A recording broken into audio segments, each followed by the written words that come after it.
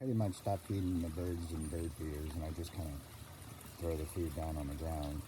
We still have some feeders up there, but you don't use them very often until the bird food goes away.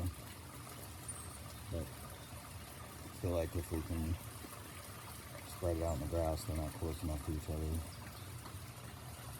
Not really causing a problem where they're being exposed to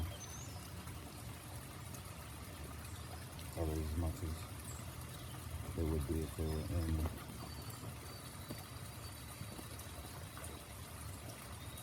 a bird feeder. That pretty bluebird caught my eye.